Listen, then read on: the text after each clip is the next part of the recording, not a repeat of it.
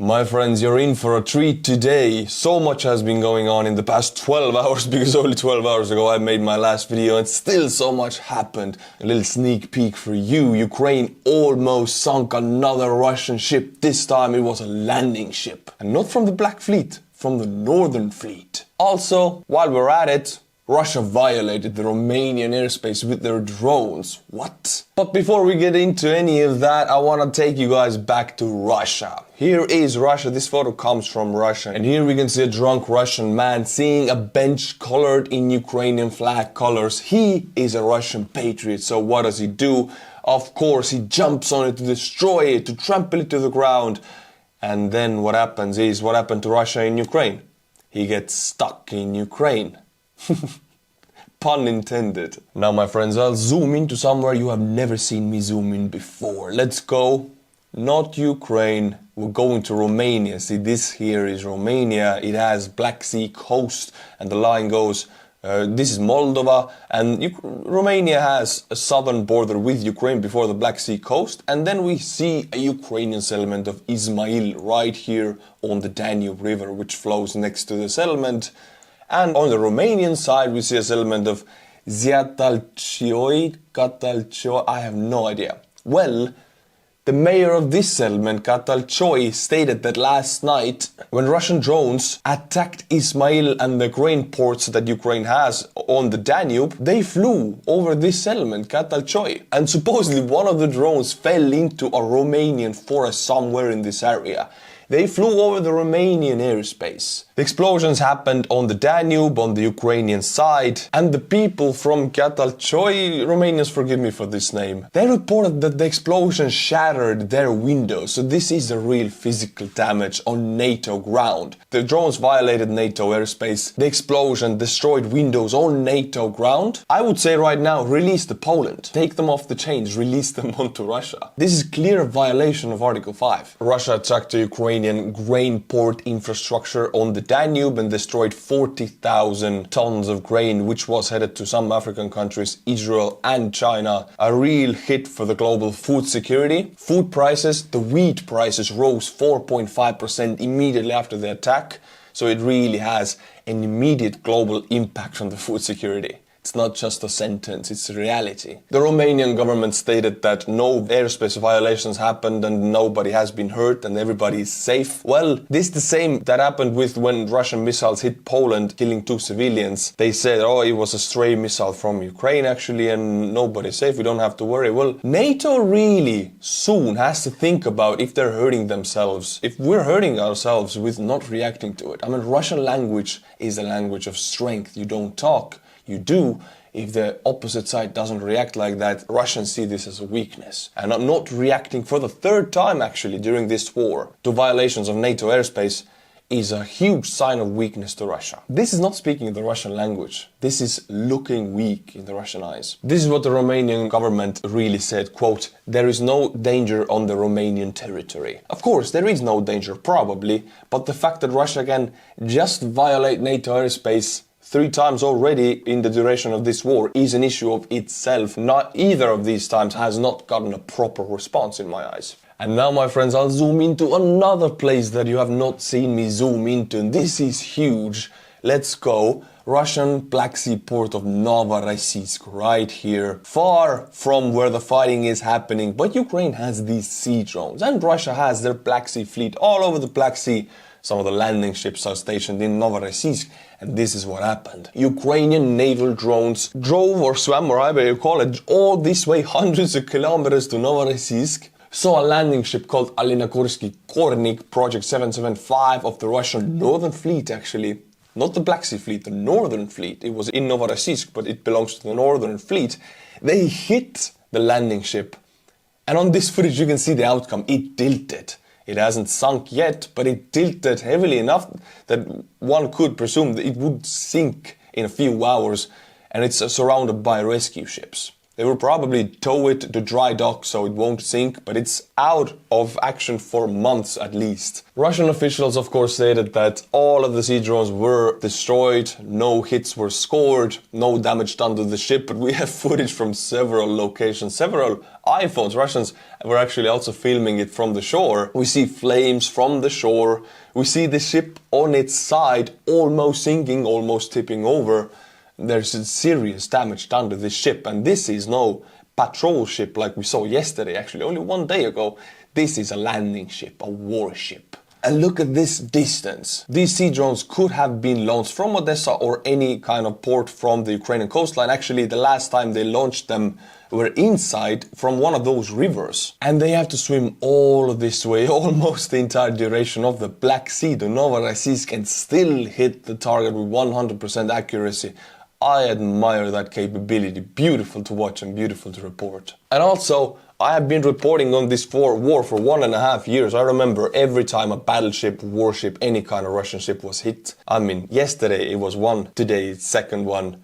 And then before that wasn't any ships for 8 months. Ukraine is really taking on the Russian Black Sea Fleet, or in this instance actually the Northern Fleet. On this photo we see what the West is very much afraid of, but what Poland is ready for. We see a Wagner fighter with the Wagner emblems and insignia posing next to a Polish border post. This is the Polish Polska, you can see it right here. Of course there's the Russian flag and the Wagner emblem. By the latest reports there are about 4,000 Wagner fighters in Belarus. The main idea is that these fighters would be a threat to the Suwalki Gap, which is one of the main points of security for the Baltic states. I'll go over it one more time because maybe some people don't know about it. This is the Kaliningrad, and I said Kaliningrad in the last video and you said no, not Kaliningrad, Königsberg. Yes, let's call it with its proper name. This is Königsberg, occupied by Russia. This is Belarus, this is Lithuania and Poland. So this is the Suwalki Gap, about what, 60, 70, 80 kilometers wide, so these Wagner troops would pose a threat of occupying this Suwalki Gap and this would cut the Baltic states from NATO with a land corridor. But now, since Finland is part of NATO, it's not the Baltic states anymore, it's the Baltic states and Finland being the most powerful artillery force of the European NATO countries right now, so it's not as bad as it was before Finland was in NATO. Also, I don't think the Wagner fighters would have it against Polish army. In this video we see something funny. Russian Minister of Defense Sergei Shoigu inspecting a captured CV-90. A CV-90 is an infantry fighting vehicle, a very capable one and one of the more modern ones actually, produced by Sweden, exported to a lot of countries, including Ukraine actually now. They're fighting in Ukraine from very recently actually. Estonia also has 79 CV-90s. I've driven once in them. It's a proper good modern vehicle. And we see Shoigu inspecting it like it's like a foreign exotic fruit or something. They don't have stuff like that in Russia. They have BTRs and BMPs. That's it. CV-90. It's much more capable than any of those. And Russians can learn from this vehicle. Of course, nothing that would change the war, but they can learn and make their vehicles more efficient. But it's not a captured Patriot system. They cannot like fully reverse engineer it because everything in CV-90 is already known to Russia. They can just see how the West is doing things and try to apply it to their own BTRs. My friends, in this video, we see an explosion of Russian Buk air defense systems about 30 kilometers from the front, near Tokmak in the southern front. But why I want to watch this video is, well, first of all, air defense systems are very expensive and valuable and hard to produce, so destruction of one is a party for Ukraine. Second of all, the way this one goes, you need to see it. I love the Harry Potter music, but I gotta turn it down because it's problematic for YouTube. And there she goes. Look, and this is the missile. Boom, boom, boom, boom, boom, goes on the ground. Whoa, yeah, you're free, missile. Go, be free. You don't have to be under the Russian yoke anymore. Look at the missile. He wants to be free and go to the space like the turret. But he cannot. He's confounded to the ground. It's not a turret of T-72, unfortunately, although he wants to be. Look at the aspirations of this missile. I want to be a turret too. No, my friend. You have to forever be on the ground on this field. What a fun video to watch. And my friends, now we'll go over the Russian losses of the 4th of August 2023, last 24 hours. And we can see they are above the 7-day average. 640 liquidated Russian personnel. And why do we know that these come from Russian-initiated offensive operations? Because look at the armored personnel vehicles, which are also infantry fighting vehicles losses. 15. They don't use much tanks with attacking, so they use infantry fighting vehicles. If these losses are high, always the troop losses are also high, because troops are inside of these vehicles. I mean, if one of those vehicles is lost, you can say about 5 to 6 Russian KIAs are immediately added. So they are doing offensive operations somewhere. They're pushing on the Eastern Front actually, and they failed with it. Then we have 19 artillery systems, which is about average of the 7 days. We have 1 anti-aircraft warfare system, which you just witnessed actually, you're welcome. We have 27 UAVs, well, I think half of them come from crossing the Romanian airspace into Ismail, the Ukrainian settlement on Danube. Unfortunately, they hit and did a lot of damage. 40,000 tons of damaged or destroyed grain. Grain prices rose and Ukrainian infrastructure was pretty heavily damaged, or actually destroyed is the better word. Big loss for Ukraine, unfortunately. Then we have 20 vehicles and fuel tanks and 3 special equipment. In the last video, my friends, I said that French and Britain with their cooperation of Storm Shadow were the first countries to allow it to be used on Crimean soil. And with this, some of the people understood that I named Crimea as part of Russia. No, my friends, if you have seen me for a long time, Crimea is Russian occupied territory of Ukraine. This has always been clear. Crimea is Ukraine. There is no question about it. Don't ask me. Ask the Western countries. I'm as surprised as you are. Why cannot Western weapons be used on Crimea when it's Ukrainian territory? I'm not to be blamed. Blame Germany. Blame the Switzerland. I mean, they don't want their weapons to be used on Ukrainian territory, which is occupied, which is weird. I know. I don't agree with it. Now I'll zoom into Russian occupied territory of Ukraine, Crimea, Feodosia. This settlement right here, Black Sea coastal settlement. Ukraine visited this settlement with drones again, because they like to do it. What the heck? Look at this name of this store. ZZZ. Damn, you have weird stores in Crimea. Whoa, nice. Well, on this footage we can see active Russian air defense systems in Feodosia trying to shoot down the Ukrainian drones. And I can already tell you, if this drone swarm didn't have a Storm Shadow or any kind of other missile following it, then I can say a huge number of drones perhaps were shot down by Russian anti-air defense systems, because drones are not hard to be shot down. Buk systems, S-300 systems, any kind of Russian Soviet anti-air systems, they're able to shoot down Ukrainian drones. They are not able to shoot down Ukrainian or Western missiles. If it was only a drone swarm, maybe half of them were shot down. If they were followed by missiles, then something was destroyed for sure. My friends, you will love to watch this video. I think this is not a compliment made to Putin. I see this as an insult, but this is Russian entertainer Vinokur. He's speaking to Putin. Putin is listening. Look at this stance. Oh, for an older person, this is a wonderful stance, I gotta say. But I'll translate it to you. Check this out. You all know what a load of our president is under, but thank God he's physically fit and athletic. I was happy when I saw you on a horse and how you were climbing. I'm sorry, man. I think he means, yeah, he means this photo, Putin on a horse. So Vinokur is right now commenting a photo that came out like 15 years ago when Putin was on a horse, and that he was very happy to see it. And he's so bummed that Putin is under a heavy load. Shirtless Putin on a horse under a heavy load. This is getting very much on a direction that, what? Putin is standing there like, what the hell? Putin is like, say one more word, man, you're gonna go to Gulag. This face is like, I have to listen to it. But later he's like, bam, you know. Up the ramp, off the plane, because there are some leaders who cannot climb up the ramp and do not know how to greet. But you recognize everyone.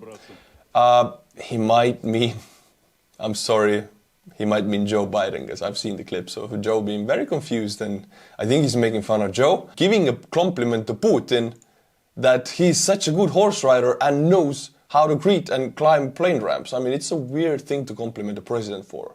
You're supposed to do it anyway. Like, what is this? Oh my God, I'm getting off topic. Look at these photos.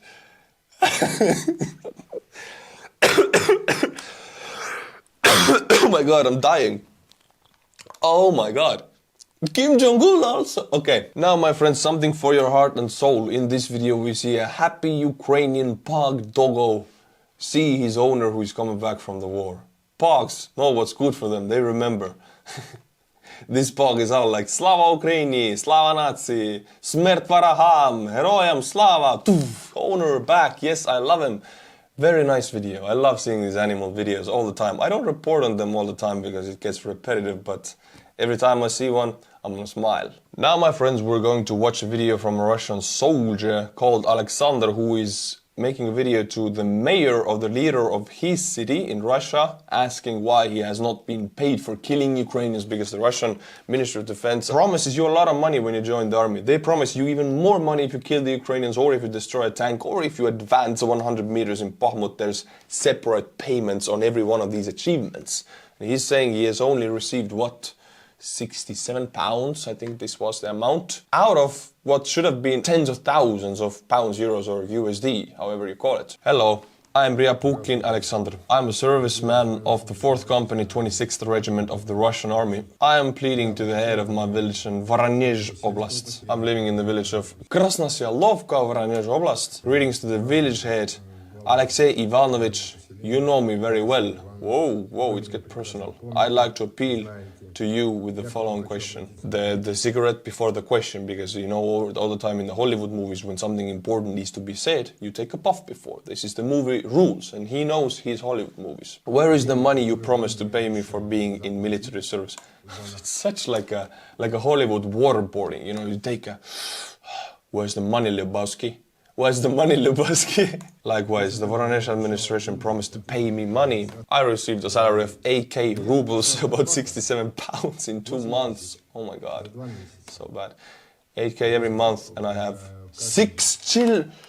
Whoa, this guy has been productive. He's efficient as hell for a Russian soldier. What? If Russian soldiers were so efficient on the front lines, like they are with their wives, this would be a huge issue for Ukraine, but 6 children.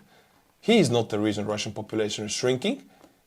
The opposite is true. My twins will be going to the 1st grade this year. To dress them to school, I need 200k. I mean, it's so bizarre to me. We're talking about taking care of this guy's kids, 6 kids, twins, you know. Everybody has these issues in the West. I need clothes for my kids. But put it in the context. This guy is talking, where's my money? I need to take care of my kids. Where's my money that I was supposed to receive for killing Ukrainians? It triggers something in me. I mean, I start to feel bad. 6 kids, you gotta put them to school, you have twins, and then I remember he is asking for money for killing Ukrainians, for murdering Ukrainians. No compassion here. For 8k I can only buy a backpack, nothing more. Of course, and cigarettes, because you're smoking. Head of Voronezh promised me 150k, and you personally promised me 50k. Big sums. My wife is at home, she doesn't work, she's sitting with the children. She can't go to work, you know that. You visit me every other day. I mean, these guys are close. What? This is getting personal. Where's the money, Lebowski? Where's the money? You promised to repair my roof. You didn't. You promised to repair the stairs on the porch. You said you'd bring handyman for this. You didn't. You see, this is how things happen in Russian society. This is a settlement. This is a mayor of a settlement. This is the citizen of that settlement. The mayor is drunk and corrupt. He goes to have a party with the citizens like, don't worry, my friends, I will repair your roof, I will repair your porch, like that. My handyman will come. And then he doesn't do it. And this guy is accusing him of not being corrupt, because in the end, the mayor is not supposed to fix citizens' roofs for the settlement's money. This is pure corruption. And this is accusation in Russia that the mayor is not doing it. So we can get a glimpse of how things work in the Russian villages or cities. It's a bizarre world. I don't even understand why I went to serve. Well, join the line, nobody does in Russia. You made promises, but these only go so far. Yeah, that's Russia. That's the whole of Russia. My friends, now is the juiciest part of the video where you hear my pronunciation, my Estonian pronunciation of your Patreon name. So put in your earplugs, protect your children's ears because they might bleed. Let's go. Papua Merdeka, Ole Jugen, Saue Punk, Magnus Geiser, Sean Ebner. Thank you very much to these 5 people. If you like my videos, become tier 10 and above, and I'll be butchering your name, my friends. Also, go and check out my Twitter account. Most important information about any event on the Russo-Ukrainian war, you can find it there. Also check out my Instagram account because I'm going to Kiev, I'm going to Ukraine in September. I'll post everything on my Instagram. I'll see you there. And until my next video, my friends, Slava Ukraini.